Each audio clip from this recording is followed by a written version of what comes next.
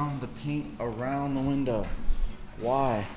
Because when I pull the liner to wet the adhesive, if this is dirty, you're gonna get a lot more contaminants. Most people want to think that the contaminants come from the air and come from the wind, and that's just not the case. The majority of your contamination is gonna come from how smooth you're able to install the film, and I'm gonna talk about that when I go to install the film. And then before I use it, I like to take the Hika and sear the edge.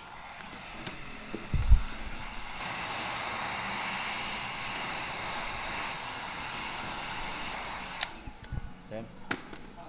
Makes it a little toastier. It's a little bit more aggressive on the glass. Skirt. So what I like to personally do is fold these seats down, then I'll take my boots off. Boom. The tools that I'll need: side swiper, spray bottle, and scrub pad. Now what I like to do is fold this in half so I can find the center, and then I take the center and push it in the center of the window, work it out with my fingers just so it gets, starts to get stuck in there. And what this is gonna do is prevent that third brake light from having a bunch of water streaks in it. Then I'm gonna use the back of my side swiper to just tuck it down.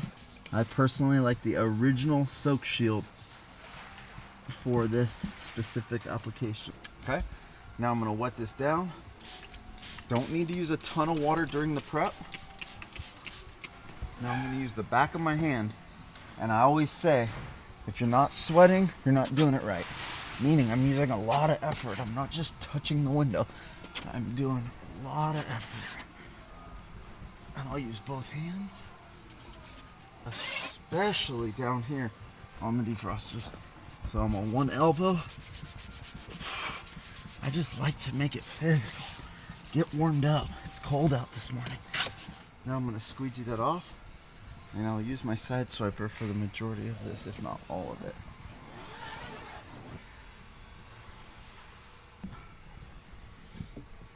Ready to come back outside and prep the outside of the glass with my favorite glass prep.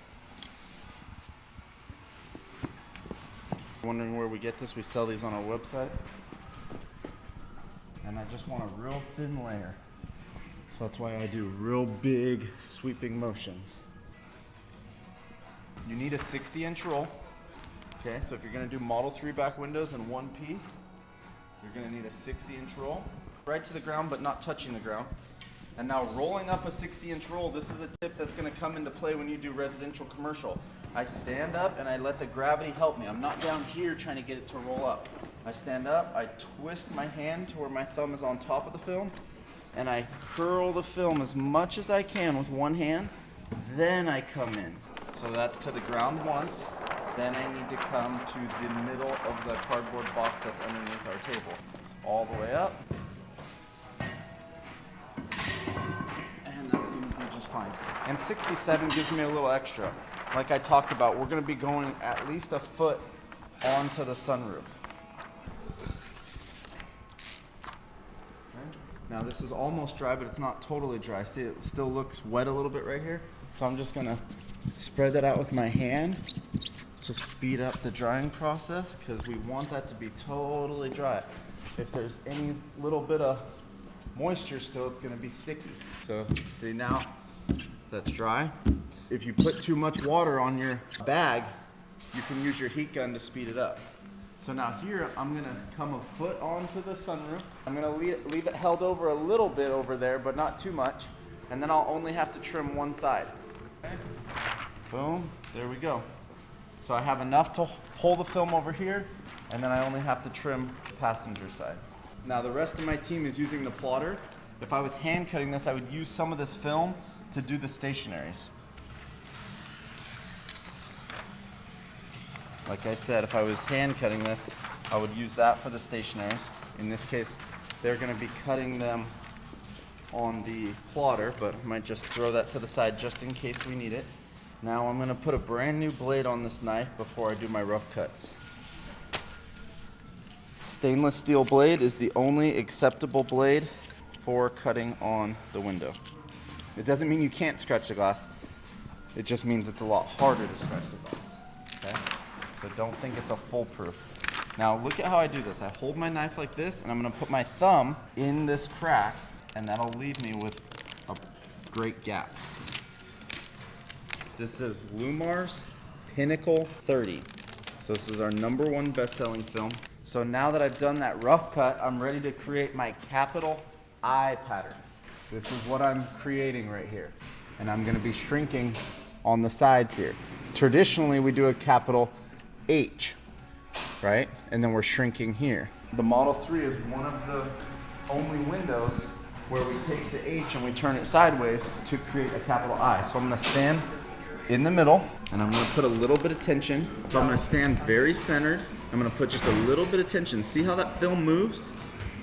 Lightly hit it with the felted side, and then I like to flip it over and really hammer down on it with the plastic side. Now I'll use 2 hands and really lock it in. For down here, I like to put just a little bit of water because I want it to lock in. Now here's an advanced tip, you guys, if you will. Instead of just coming right here like I used to, I'm gonna come from right here. So my capital I actually looks like this.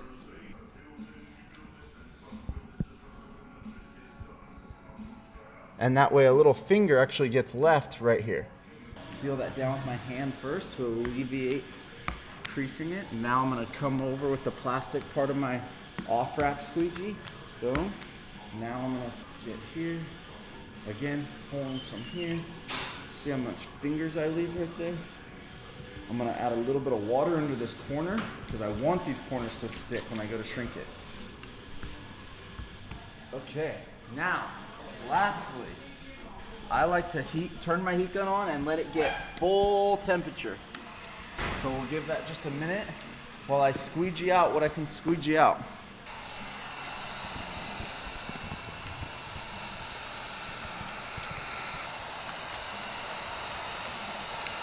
Add that wiggle waggle now.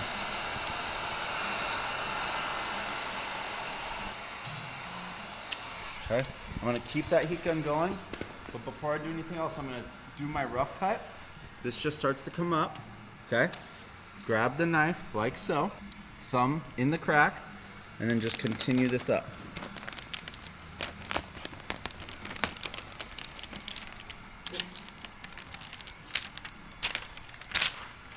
Okay, boom.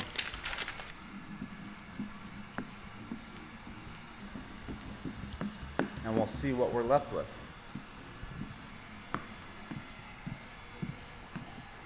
Notice how close I am to the film, less than 1 inch away. Okay, my wiggle waggle is about 6 to 8 inches. And just put it in there and prepare that, so it's one less step that I have to do. And as you can see, man, it really shows off that matrix. I don't have to ask anyone to hold this light for me. Now let me explain you guys this light. I did some quick calculations. Most of our team makes between $28 and $34 an hour. If I have them hold the light for me, traditionally, right, a husky light, takes about 15 minutes. So I've, quick calculation, I'm paying about $7.50-ish every time I have somebody hold that light for me. To pay off this light, I need to use it 33 times before I'm in the green. You guys, this light's gonna last for years and years and years. 33 cars, I don't know, for us, 2 weeks or something. But then I'm gonna be making money by not having to ask someone to hold this light for me. Now, if I do the light myself, which is possible, it's just frustrating because you're moving it around, doing a little cut. So the point is, a lot of people have complained about the price of the light. This is not a toy. It helps you make money. It makes your job easier. It makes you more professional when customers are walking through the shop and you're using a unique light that's designed exactly for our industry. Now, I'm not selling it in the sense that you don't need it. You can make do without it. I tinted for over 15 years without it, so you don't need it. It's an upgrade. It's for those people that want to be professional and want to scale and want the best of the best, but you don't need it. Okay? The heat gun's not super hot, so I'm going a little bit slower. Notice how direct my heat gun is. I'm not pointing it like this. I'm not pointing it back towards me. The success of shrinking this has so much to do about the speed in which I'm moving the heat gun, because I don't want to over shrink. If I over shrink, then you're gonna feel stiff ripples. These are very soft. You can see how my ripples are all very similar in size. That has to do with how fast I'm moving the heat gun and where I'm actually pointing the heat gun. Okay, now I'm gonna do my rough cut.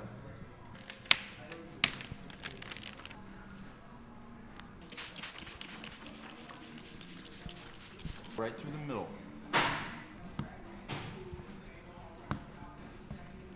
Giving these Tesla back windows heat after the install, if at all possible, because they're known to pop and break. So that's why shrinking it well has a lot to do with mitigating the risk of giving them heat afterwards.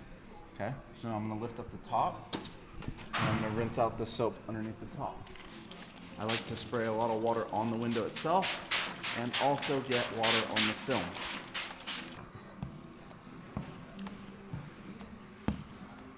Nice firm pressure though, but I will smooth it out with my hand first.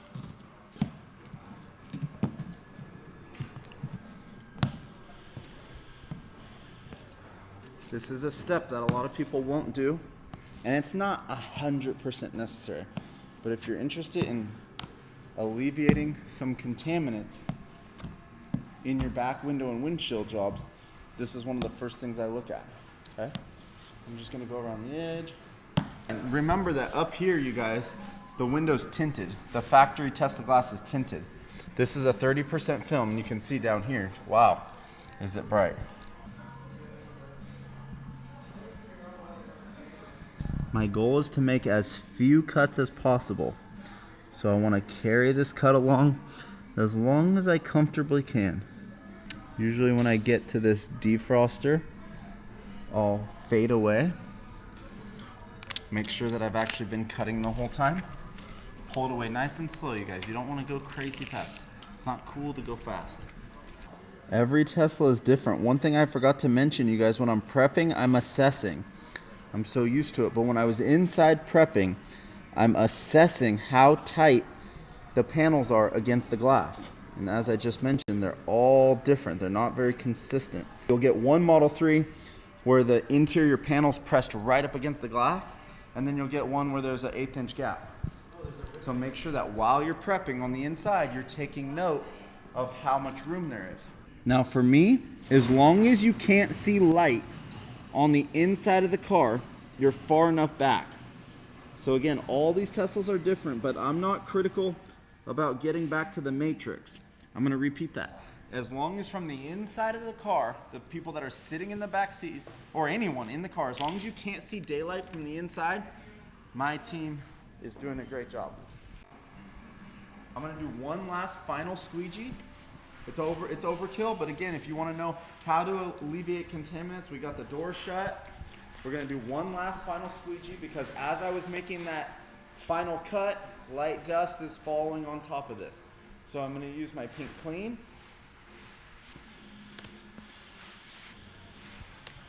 Reaching out as far as possible to cut down on time. Peel this. Now, if you're just getting started, you guys, this is one of those steps that could take a while just to get that liner split. I'm gonna touch the liner like someone's dirty underwear, meaning barely.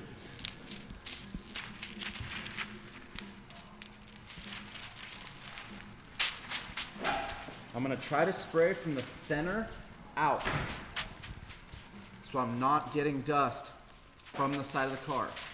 I'm gonna lay that down. Now I'm gonna do everything I can to not touch the inside of the liner, meaning the part that's against the adhesive, right? Okay, same thing. I'm gonna get this corner started, hold down the adhesive just right on the corner, touch the liner like someone's dirty underwear, meaning I don't palm it. Up here it's less critical. I'm gonna pinch it, which isn't ideal right here. See, underneath. It's less critical. Why? Because the glass is tinted.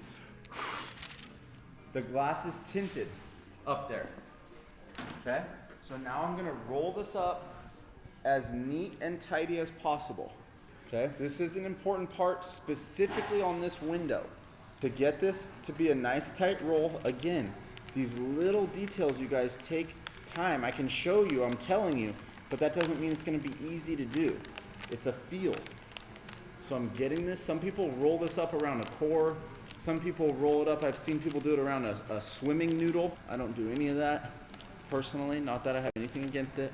I just get it rolled as tight as I can. As I get it down about here, I can just take it off and continue rolling it. So you get an idea of how tight this is rolled up. Now my primary tool of choice is going to be my side swiper and my flat out.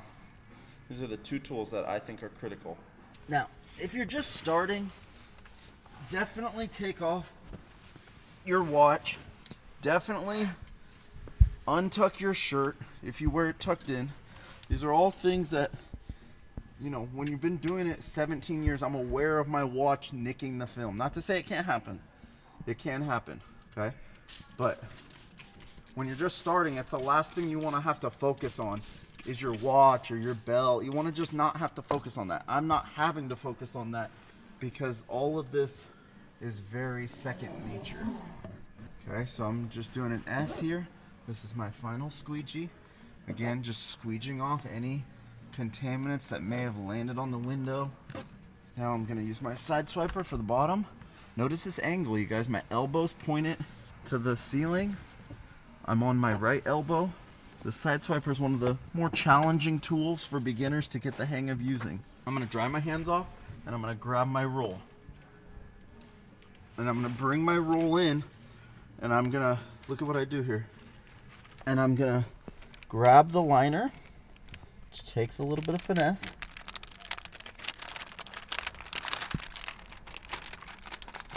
That film's curling, there's nothing I can do about that. I'm going to push this corner down a little bit further so hopefully when it starts to curl, it hits the glass. Oh, take that back, I guess there is something I could do about it now that I know it's curling. Okay, I got the roll pulled, or excuse me, I got the liner pulled back to the roll. Okay? It's all about finesse. This is where your fingernails are your best friend.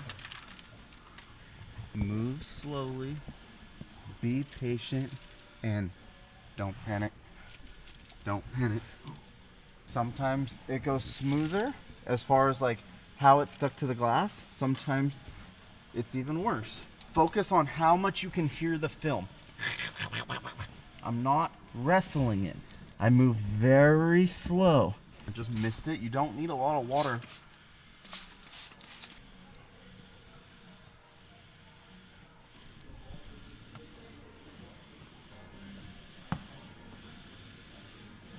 Hey, if you guys are enjoying this content, make sure to subscribe for more. So, yep, where the film curled on itself, got a hair right there. Not gonna be able to see it probably on the camera, but a hair right there. Oh, you can? Yeah.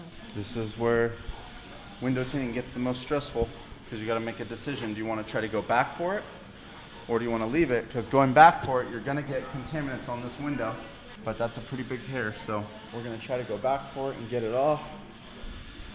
Just want to make sure there's nothing else that I want to try to get out while I'm there. It's pretty far back. Yep, there's some contaminants in that area from the film curling on itself. So the moment of truth, we ended up with a couple of hairs. I circled them with a dry erase. Now we're about to squeegee out over them. So you could go on the outside